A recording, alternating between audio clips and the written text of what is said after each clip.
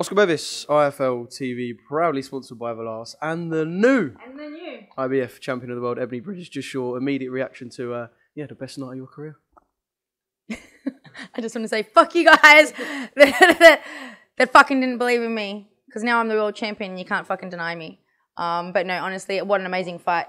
So much respect to Cecilia for coming out to the UK and giving me an amazing fight. I knew she could fight, like come in and fight and do that, but I didn't think she was going to. So, I mean, I just enjoyed that fight so much, and I really do hope everyone else did. And I'm so pleased that all my hard work and all the sacrifices and everything I've been working on was worth it. And I came and I got that win. And I truly believe that I was going to. I came into this fight very confident and believing in myself, and there was no thought of me not coming out as a world champion. And that just shows, if you truly believe and you put the work in, then it happens. So I'm just blessed. I mean, we know you fight at such a high pace anyway. I think a few people in the media area were going, she's fighting at such a high pace. Cecilia looks like she's just going to kind of let her and try and spend your energy. But you just kept going and going. Yeah, I train hard, man. Like, I train for that. Like, that's my style. When I spar, that's how I spar. I'm always high paced, you know what I mean? Like, that's just how I fight. Usually the problem is people are like on the back foot, and I can't sit and just let my hands go, so you don't get to see such a high pace. But if someone's going to sit and punch, then we're going to go at it. I don't stop, because that's the style that I fight. And it was fun, man. I had so much fun. I'm so happy I got the belt, and amazing. What was the key to you winning that fight, would you say? Just being relentless, you know what I mean? Not taking a second off. I had to bring it to her. I had to, not show any kind of, weakness or tiredness. My hand's busted again. But I just have to keep going and not let her, have it over me at all. When she hit me, I had to hit her back 3 more times. You know what I mean? Like, that's how I thought it was. Tried walking her into some shots in the middle rounds, just so I could get a bit longer and throw some combos there. But unreal. I had so much fun. That's the kind of fights that's the fights that I want. It's that's the stuff that I love. And I know, like, everyone wants to see boxing and box, but that was entertaining. You know what I mean? It was a fun fight. It was such a fun fight. One thing I want to talk about is it was kind of a bit poignant what Eddie said, because everyone knows about your online presence and the way you've built yourself and your fan base and that. But did you kind of feel like you've proved a point tonight, because you lost your first world title fight, yes, and it was a close fight, but tonight we saw that Ebony Bridges can fight and can fight like fuck. Yeah, I mean, I thought that I proved myself that I could fight against Shannon as well, and again against Beck when I knocked her out. I think I proved that I fight. People just don't want, there's people out there that will never be an Ebony Bridges fan, and that's fine.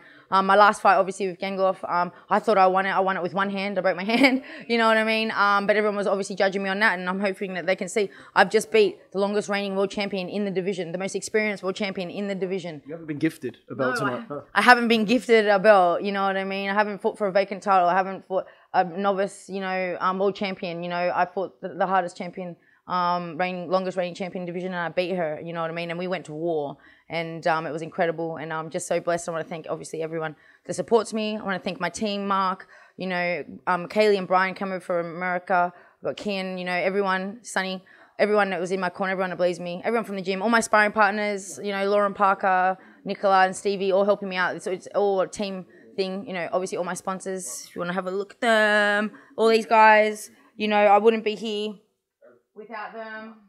So thank you guys, you know who you are, and I appreciate everyone. Well, it's a team effort, and you called them, didn't you call them Ma and Pa? Was it Ma and Pa? Ma and Pa, yeah. This is Mummy and Puppy and Mark, yeah. The team, yeah, and Sonny.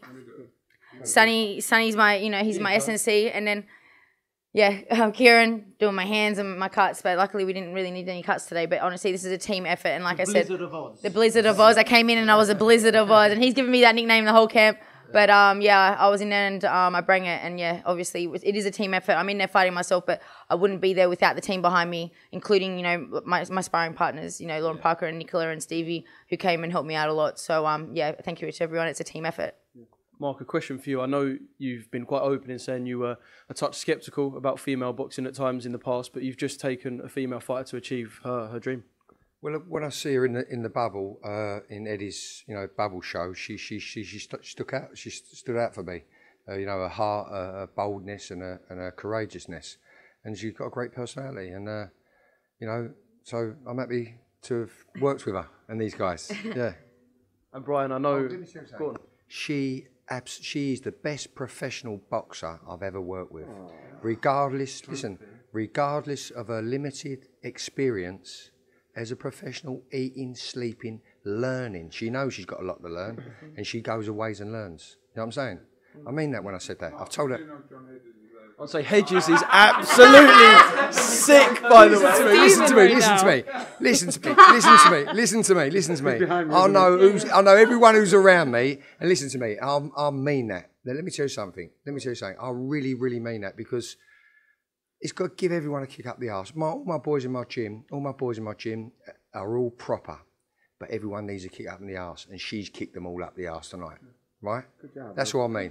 I think it's because I'm a teacher, you know, and I know how important homework is. So I always do work, not just in the gym, you know what I mean? Go to the gym for 2 hours and I train, but outside of that, I'm still doing my homework. You know, I don't just sit on social media, even though everyone fucking thinks I do. I actually do a lot more than that.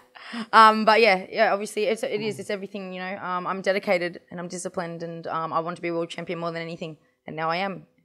The hard work paid off, sacrifices paid off, and here I am in the new.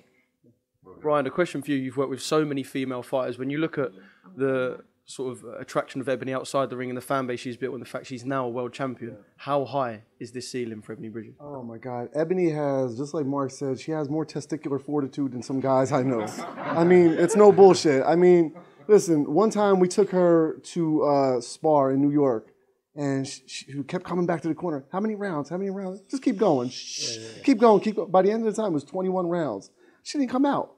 I couldn't get a guy to do that if I had strippers coming in the ring. Like, so, no. I gotta watch out for this guy. But no. Ebony is probably one of the hardest workers I've ever. And the sacrifices that this young lady made is incredible. Relocating countries. Jesus Christ. Like, who does that, you know? See, Brian, you're right. The sacrifices that the ordinary people wouldn't understand. The sacrifices and the, you know, what she has to take to get this win tonight. But what was I trying to say now? Yeah. I was trying to say something. I bloody forgot. No, I'm not. Testicular fortitude. No. I was going to say something. I was going to say something. Discipline, no, it's gone out my head, sorry. And the new. We'll leave it at that. And the new. Wait, one more thing. I want to speak to Kaylee quickly about this, because you're going to go down sort of in the history books of female fighters and what they've achieved. Ebony going in that exact same direction. She has, like everybody keeps saying, she's probably the first and only person and fighter that could ever keep up with me, and it has that just drive. And again, her lack of experience, she wants it. She knows exactly what she wants. She knows exactly what she has to do to get it. And there is no ceiling. Like, you asked what the ceiling, there is no ceiling with her. So she's absolutely going to go down in the history books. That's the reason why I love being in her corner. I love working with her, and she's one of my good friends. We love her. We're family. We're family. No, honestly, best corner ever. Today was so good. I could hear all of yours. Hopefully, and I did everything that you guys were saying because I could hear it, and I wouldn't be here without any of you guys. So yeah, it's a team effort. Honestly, like, I couldn't do it without you guys. Anyone else in my corner, I might not have made it. So yeah. I do have to ask though, the nitty gritty. The Shannon Courtney question came up. She's ringside. Yeah. She has to go get a belt and then we'll unify. But if she doesn't have a belt, then she has to go back at the line with like everyone else. Simple as that. Simple as that. She just needs a belt. Get a belt. I hope she does get the belt because I want to fight her. Ebony, well done. My night.